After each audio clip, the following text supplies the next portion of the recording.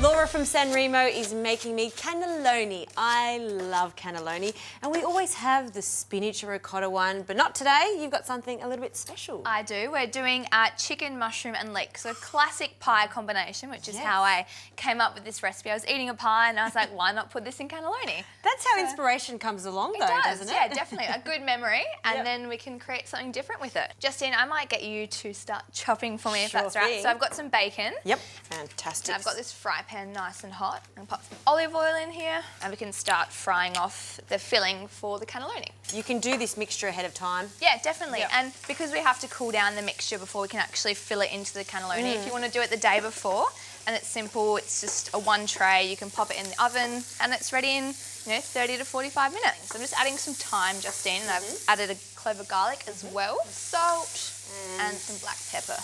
And your bacon is ready.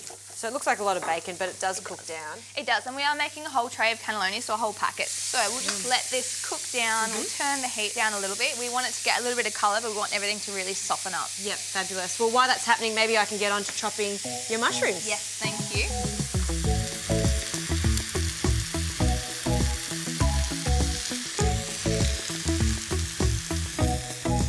You've done a fantastic job on those mushrooms, Justine. Thank you. I'm going to add the chicken mince and just brown that off quickly.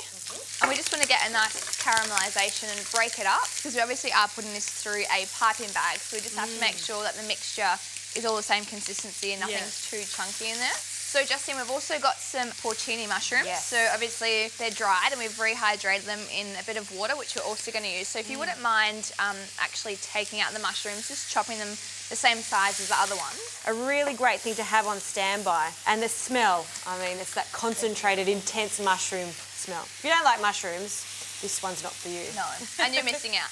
Yeah, you're missing out. So Justine, the chicken has cooked through, it's changed colour. I think we add the mushrooms now. Sure thing. And mix them through.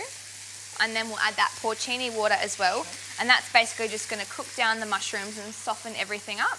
Nice. We'll just leave that. We'll get on to making the cauliflower bechamel. So I've got some cauliflower over there and I'm going to pop some milk onto the boil. If you wouldn't mind just cutting the cauliflower just roughly. So just into little chunks like that? Beautiful. And then I'll pop them straight into the milk. Thank you. So basically, Justine, we're going to bring this milk up to the boil and just cook the cauliflower until it's really, really soft. You can overcook it if you want, that's totally fine, because we are going to blitz it and make our bechamel with it. This sounds delightful.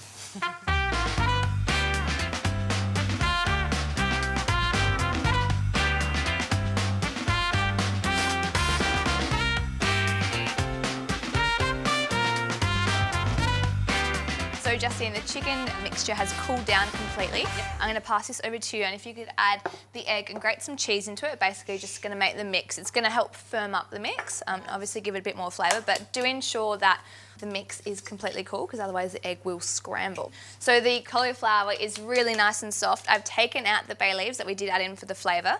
We don't want them in the mixture when we blitz it, so we're just going to create a cauliflower milk and then we can get on to making the bechamel. Nice.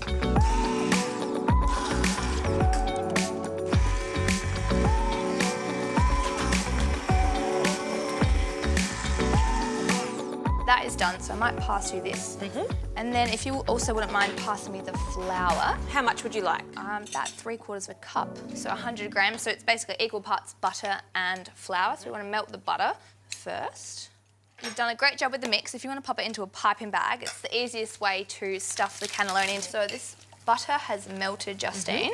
So I'm going to add in the flour, and we basically want to cook out the flour. So I'll start with a spatula, Justine.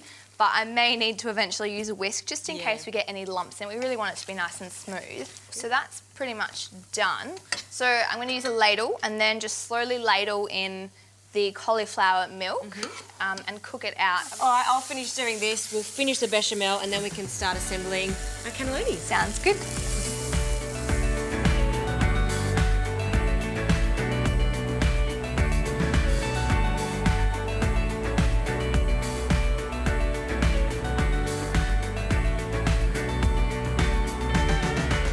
Alright, so Justine, this is nice and thick, you can see, and you can really smell that cauliflower, which is beautiful. So I'll just change to my spatula. I'm going to pour half of it onto the bottom. Okay, nice big baking dish. Beautiful. And then just obviously spread it out. All right, so Justine, we can get on to filling the cannelloni now.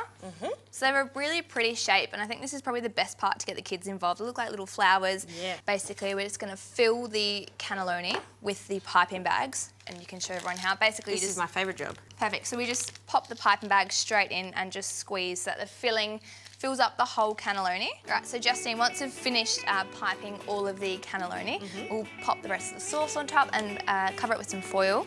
And we're going to place it in the oven at 180 degrees, depending on your oven, maybe even 200, for about 35 to 45 minutes. Lovely.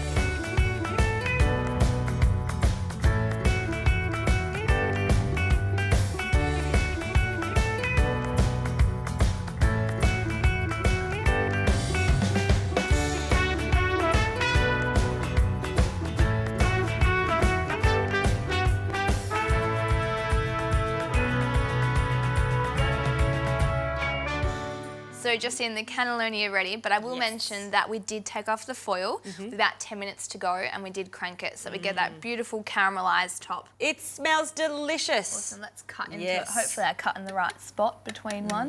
And I love how you were generous with the bechamel, the cauliflower bechamel, because there's nothing worse than dry cannelloni. I like it to be saucy. Exactly. All right, so we'll get a few on. Oh, yes. Just cut into one, but that's all right. Be careful, it's hot. Just a little bit. I love the corners too. Oh, it is piping hot. Yeah.